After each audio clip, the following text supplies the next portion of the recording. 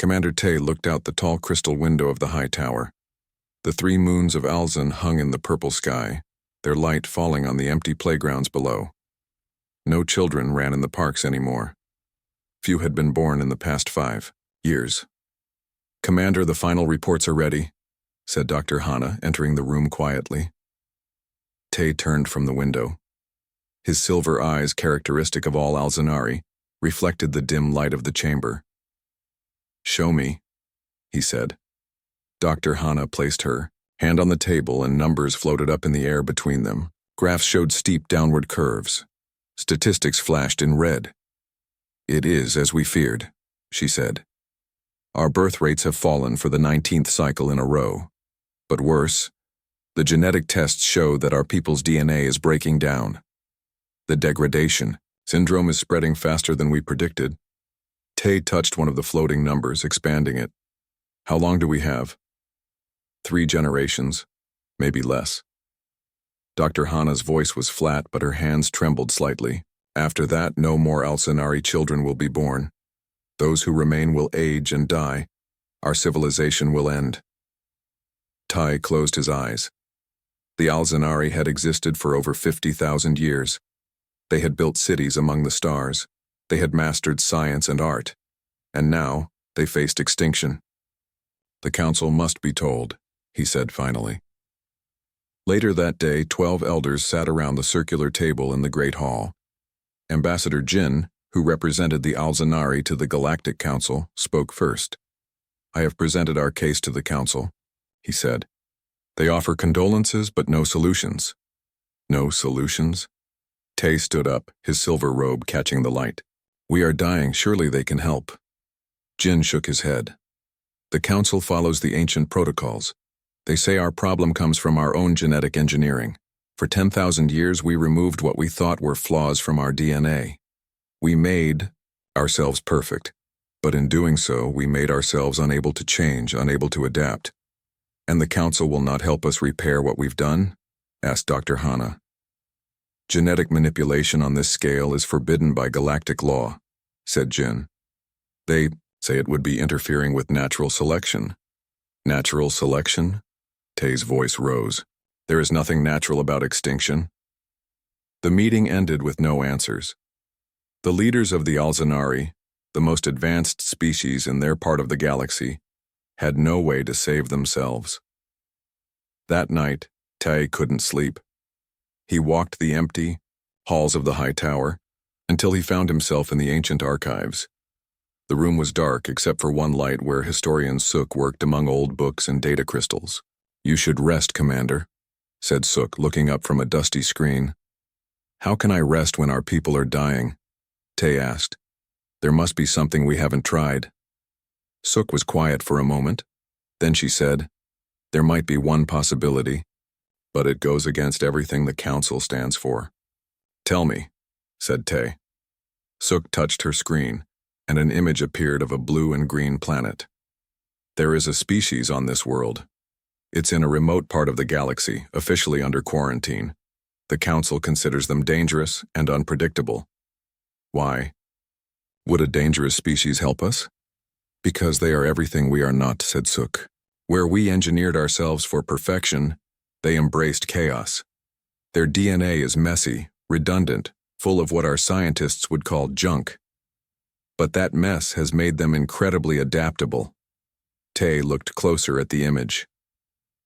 "What are they called?" "Humans," said Suk. "They're called humans, and their genetic diversity is like nothing we've ever seen. Could they help us? Maybe. Their science is primitive compared to ours, but they think differently. They solve problems in ways we would never consider."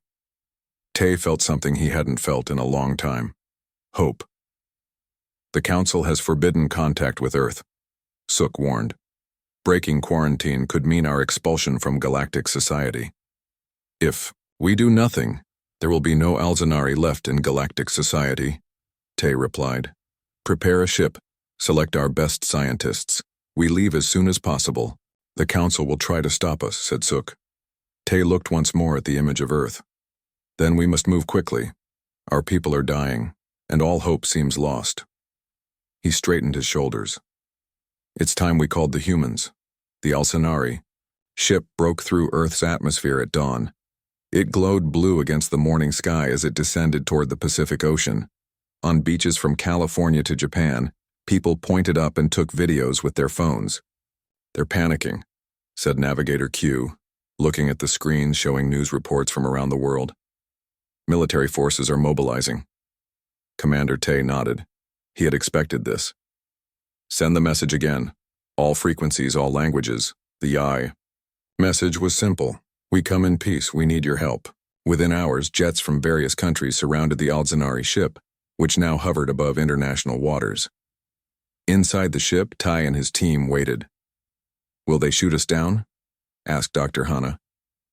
Perhaps, Tay replied. But I do not think so. The humans have sent messages asking about our intentions. They are curious, not just afraid. A day later, a meeting was arranged. The Alcenari would send 3 representatives to meet with scientists and officials from Earth's major nations. The location was a hastily prepared facility on a small island. Tai, Dr. Hana, and historian Suk, dressed in their formal robes. Before they left the ship, Tay reminded them of their mission. Remember, our entire species depends on this meeting. We must convince the humans to help us, even though their world knows nothing of ours. The humans had assembled a team of their best: minds, geneticists, biologists, diplomats, and military leaders. At their head stood Dr. Park, a woman with short gray hair and kind eyes. When the Alcenari walked into the room, a hush fell over the human delegation. They had seen images, but nothing prepared them for the real thing. The Alcenari stood 7 feet tall with silver eyes that had no pupils and skin that shimmered slightly in the light. Welcome to Earth, said Dr. Park, stepping forward. I am Dr. Park. I will lead the scientific discussion. Tay bowed slightly. I am Commander Tay of the Alcenari. We are grateful for this meeting. For the next few hours, the Alcenari explained their situation. They showed holographic images of their world, their dying population, and their genetic crisis. Dr. Hana presented detailed data on the degradation syndrome that was killing their species. Let me make sure I understand, said Dr. Park when they finished. Your ancestors engineered your genetics to remove what they saw as flaws. Over time, this reduced your genetic diversity. Now a new mutation has appeared that your bodies cannot adapt to, and it's spreading through your population. Yes, said Dr. Hana. We call it the degradation syndrome. It prevents our cells from properly replicating. No children born in the last 3 cycles have survived past their 5th year. And your Galactic Council won't help because they believe you should face natural selection? Asked another scientist, Dr. Mina. The Council believes that species must evolve naturally or face extinction, said Tay. They see our crisis as the result of our own genetic tampering. Dr. Park looked thoughtful. What you're describing would violate many of our ethical guidelines too. But humans have always been pragmatic about survival. We have studied your species, said historian Suk. You are adaptable, creative. You find solutions where others see none. What exactly are you asking of us? Asked a military general. We need your help to save our species, said Tay simply. We believe human genetic diversity might hold the key to our survival. The room grew quiet. Then Dr. Park asked, Are you proposing some kind of genetic therapy using human DNA? Yes, said Dr. Hana. Your DNA contains sequences that might stabilize our genome, natural redundancies that our ancestors removed from our code.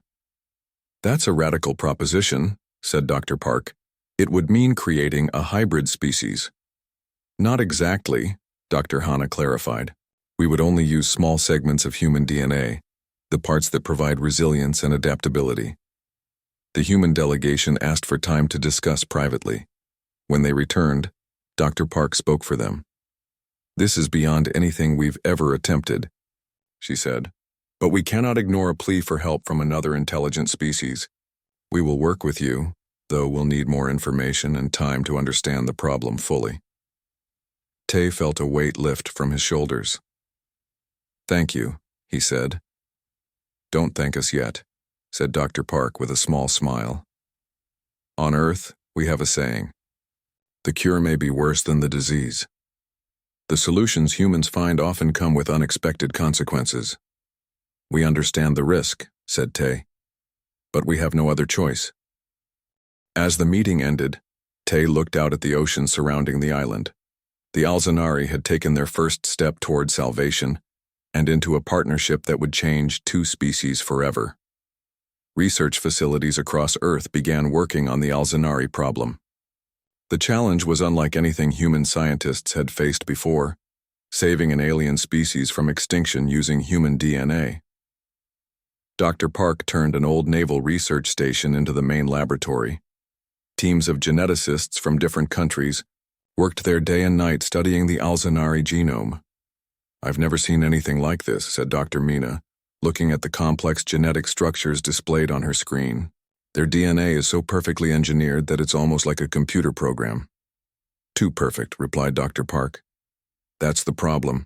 They engineered out all the messy parts, the parts that allow for adaptation.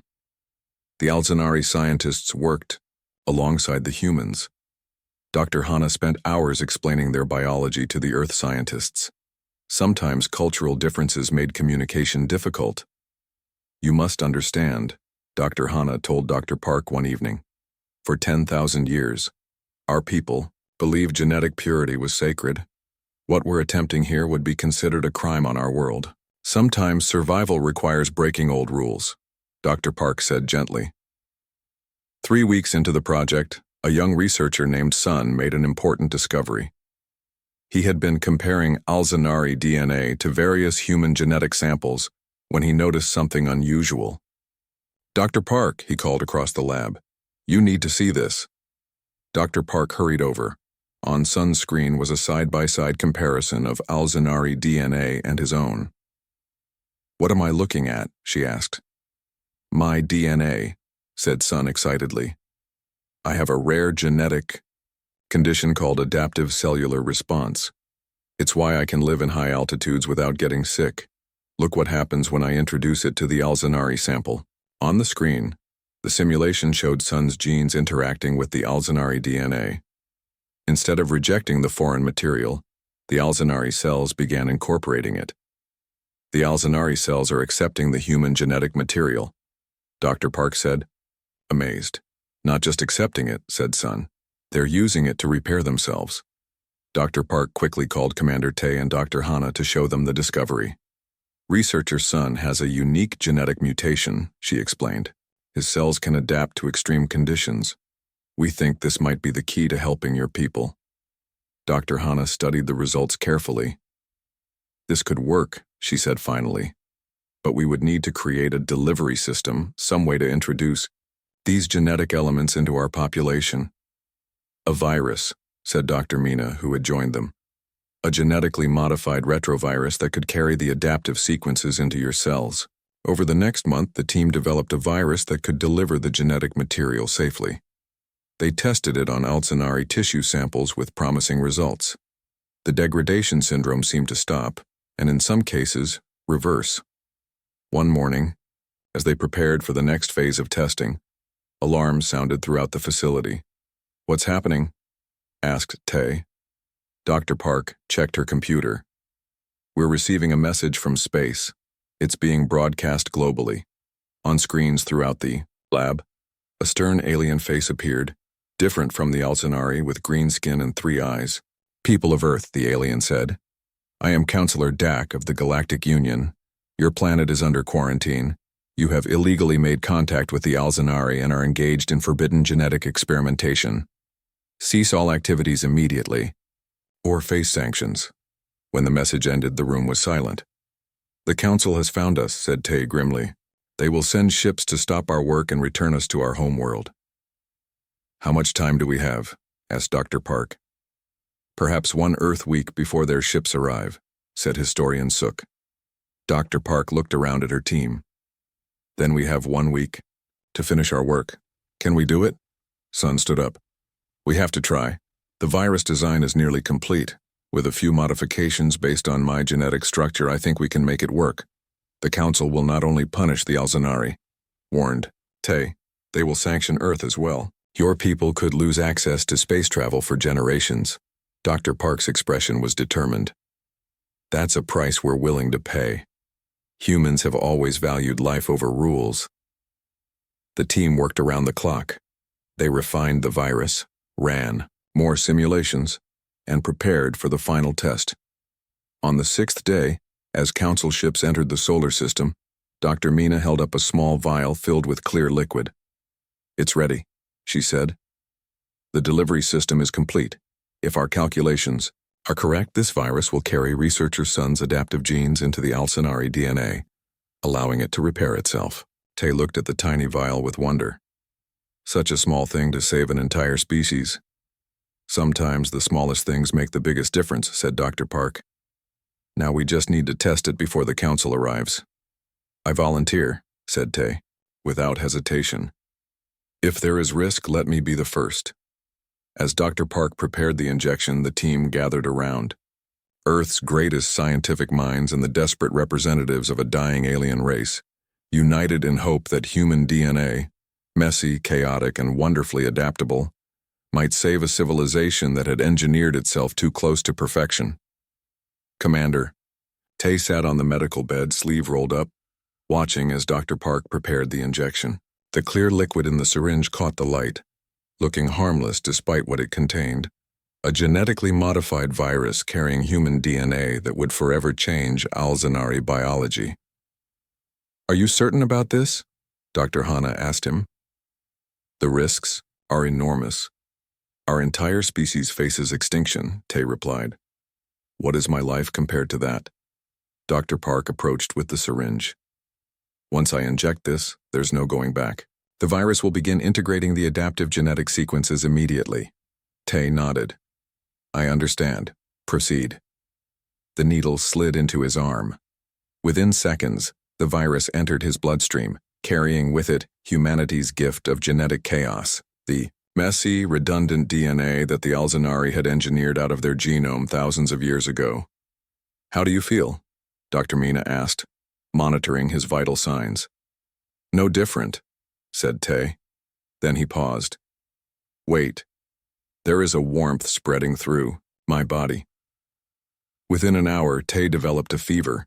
His silver skin took on a flushed tone and he began to shiver. The scientists monitored him closely, taking regular blood samples to track the virus's progress. 5 more Alcinari volunteers received the treatment that day. All showed similar reactions: fever, discomfort, and rapidly changing blood chemistry. "Their immune systems are fighting the virus," explained Dr. Park to the worried Alcinari scientists. "This is normal and actually a good sign. It means their bodies are responding." By nightfall, Tay's fever had risen dangerously high. He drifted in and out of consciousness, sometimes speaking in the ancient Alcinari language that even his companions barely understood. "Is this supposed to happen?" Historian Suk asked anxiously. "His body is undergoing a massive cellular transformation," said Dr. Mina. "It's like a war is happening inside him, old DNA fighting new." On the 2nd day, the news came. Council ships had entered Earth's orbit. They broadcast another message, demanding that the experimental treatment be stopped immediately and all Alcinari return to their ship. "We can't stop now," said Dr. Park. "We're too close." Tay's condition worsened. His skin began to flake in small patches, revealing new tissue underneath. The other Alcinari volunteers showed similar symptoms, their bodies literally shedding. The old to make way for the new. On the 3rd day, military satellites detected smaller Council ships entering Earth's atmosphere. "They're coming to get us," said Navigator Q, who had remained on the Alcinari ship until now but had joined them at the research facility for safety. "How much longer do we need?" Dr. Park asked Dr. Mina, who was analyzing the latest blood samples. "It's not working as expected," Dr. Mina replied grimly. "The integration is happening, but it's unstable. The Alcinari DNA is accepting the human sequences, but then rejecting them hours later." Researcher Sun, who had been quietly studying the results, spoke up. "We need to modify the virus again. We didn't include enough of the chaotic elements, the very parts the Alcinari removed from their genome." "What do you mean?" asked Dr. Hana. Look here. Sun pointed to his screen. The human DNA sections we included are too orderly. We picked the cleanest, most efficient sequences. But what makes human DNA resilient is its messiness, the seemingly random patterns that create backup systems. The team worked frantically to modify the virus, while the Alzanari volunteers fought through their fevers. Outside, preparations were made to defend the facility against the council representatives who would soon arrive. On the fourth day, Tay's fever broke suddenly. His vital signs began to stabilize, but Dr. Mina's tests showed disappointing results. The integration is failing, she told Dr. Park. The virus delivered the genetic material, but it's not sticking. The degradation syndrome will return within weeks. Dr. Park closed her eyes, exhausted after days without sleep. We've failed. Just then, Sun burst into the room. I've got it. We need to include more junk DNA, the parts with no apparent function. That's where our resilience comes from. The team quickly prepared a new version of the virus, this time including large sections of what scientists once called junk DNA, the mysterious, seemingly purposeless sections that make up much of the human genome. As council ships landed nearby and officers in green uniforms approached the facility, Dr. Park administered the new version to the Alzanari volunteers, starting with Tay. This is our last chance, she said. Hours passed. The council representatives demanded entry to the facility, which was denied by Earth's military forces. Tension mounted as a diplomatic standoff began. Inside the medical ward, Tay suddenly opened his eyes. They were still silver, but now had distinct pupils, a blend of human and Alzanari features. I feel different, he said, his voice stronger than it had been in days. Dr. Mina rushed to take blood samples. When she analyzed them, her face broke into a smile of disbelief. It's working, she whispered, then louder. It's working. The degradation syndrome is reversing. The cells are stabilizing with the new genetic material fully integrated. One by one, the other Alzanari volunteers began to wake, their bodies changed but alive, and free from the genetic curse that had doomed their species. Outside, council officers finally broke through the facility's outer doors, just as Ty stood, up from his bed for the first time in days, ready to face the consequences of breaking the most sacred law of galactic society to save his people. The council officers entered the research facility with weapons drawn. They were tall beings with green skin and 3 eyes, wearing ornate uniforms that marked their high status in galactic society. By order of the Galactic Council, this illegal genetic experimentation must cease immediately, announced Chief Counselor Lon. The Alzanari will return with us for judgment. But as they entered the main laboratory, they stopped in surprise. Standing before them was Commander Tay, but not as they had known him. His silver skin now had a warmer tone. His eyes had visible pupils, a feature Alzanari had never possessed. And he stood straight and strong, showing no signs of the degradation syndrome that had been killing his people. What have you done? Whispered Counselor Lon, his 3 eyes wide with shock. We have survived, said Tay simply. With the humans, help. Dr. Park stepped forward to stand beside Tay. The treatment was successful. The Alzanari genetic structure has been stabilized. The other treated Alzanari joined them, each showing the same subtle changes, the visible markers of human DNA now integrated into their beings. This is an abomination, said Counselor Lon. You have violated the most sacred laws of genetic purity. Your species is no longer pure Alzanari. Pure? Tay's new eyes flashed with anger. Our purity was killing us. We engineered ourselves into extinction by removing the very chaos that creates life's resilience. Dr. Hana approached with a data tablet. Our tests show complete stabilization of the genetic degradation. The syndrome has been reversed. We can now reproduce healthy children again. And that's not all, added researcher Sun. The integration of human DNA has enhanced their cognitive abilities. The Alzanari brain is forming new neural pathways. Counselor Lon shook his head. The council will never accept this. You will be quarantined, like the humans. Then quarantine us together, said Tay, gesturing to the human scientists. Because we stand with Earth. The human military officials who had been guarding the facility now joined the scientists. General Doe, who commanded Earth's defense forces, addressed the council representatives. Earth did not know of your galactic council or its rules until a week ago. We acted to save a dying species as any compassionate civilization would do. If that violates your laws, perhaps your laws need to change. For several tense moments, the council officers and the combined human Alzanari group faced each other, in silence. Then, unexpectedly, one of the junior council officers stepped forward. "Councillor Lon," she said, "I must speak. What we're seeing here challenges everything we've been taught. A species facing extinction has found a way to survive. Isn't survival the most basic law of nature?" Lon turned to her angrily. "Officer Min, you overstep your position." "Perhaps," she replied, "but I've studied ancient history. The founders of the council believed in adaptation and evolution. Our current laws prohibiting genetic manipulation came thousands of years later, after the gene wars. This revelation created a stir among the council officers. Meanwhile, Dr. Park, quietly, showed Tay and General Do something on her tablet, new data from the Alzanari blood tests. They nodded in understanding. Tay stepped forward again. "Councillor Lon, there is something else you should know. The treatment that saved us has given us abilities the council might find valuable."